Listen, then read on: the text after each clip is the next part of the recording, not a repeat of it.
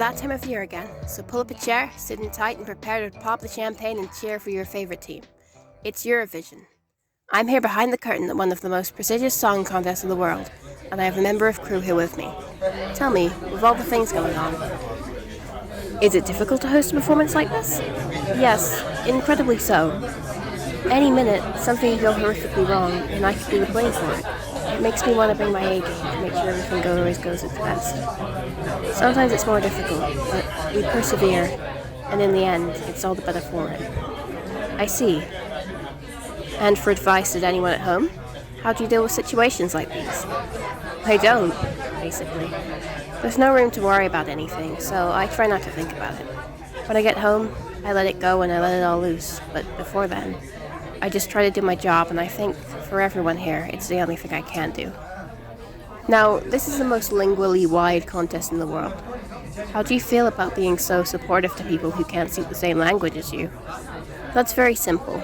There is one universal language in the world, one that unites everyone with it. Kindness. Sometimes all you have to do is smile, and the world smiles back to you. It really is just that simple. That's nice to hear. Is there anything else you'd like to say to the people back at home? Just try to stay positive and try to enjoy yourselves in time like these. At the end of the day, this contest is about love and positivity, and sharing that with your neighbors from all around the world. And it's true. Ever since its first rise in 1956, Eurovision has striven to bring people together through divided borders and celebrate continent-wide diversity.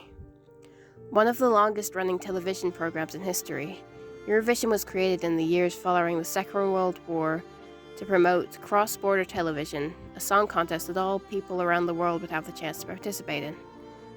It was prevalent from the start that countries would be singing their songs in their native languages, a sign of spreading native content to a place everyone could see it. Despite the term first being used as a way to describe cross-country television, the Eurovision Song Contest itself would only reach an audience of 7 countries, which all would have 2 songs to be judged on. Voting would be handled off-screen, where the winner would be announced afterwards, a far-fetched bet from the major importance of the scoreboard and voting processes the event has today. The number wouldn't grow until later on, when, spurred by worldwide broadcasting and the end of the Cold War, countries from all around the world would be given the right to participate. Now known in British World Records as the longest-running contest to ever run, as well as one of the longest-running television shows on the planet, Eurovision has officially opened 65 contests and reached the peak spot as one of the most watched non-sporting competitions in history.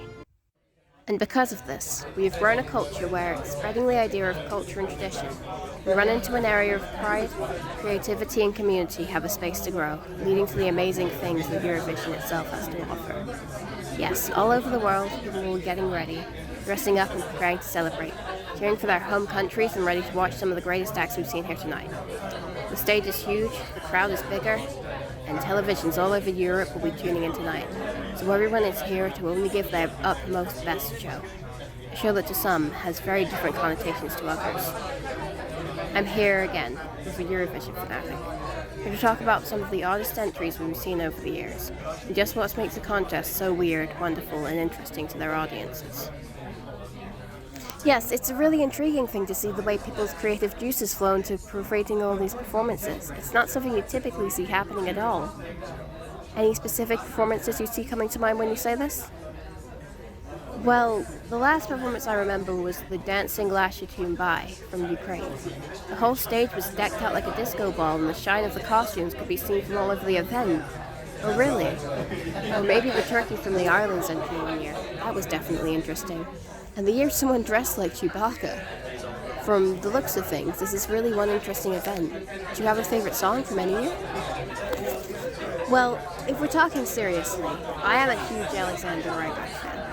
I think with all the fun and interest being carried along, we tend to forget just how many good performances come into this show.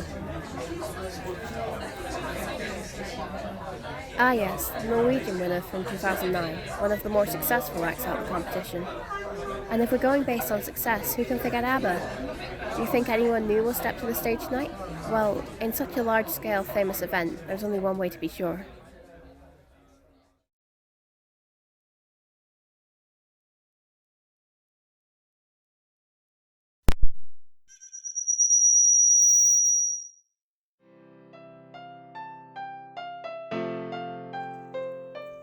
The audience goes silent, and you walk off the stage. The voting commences, and the home listeners type their opinion into their phones, one satiated by national bias and pride, but love and commitment to the community. Now it's time to see what the results are.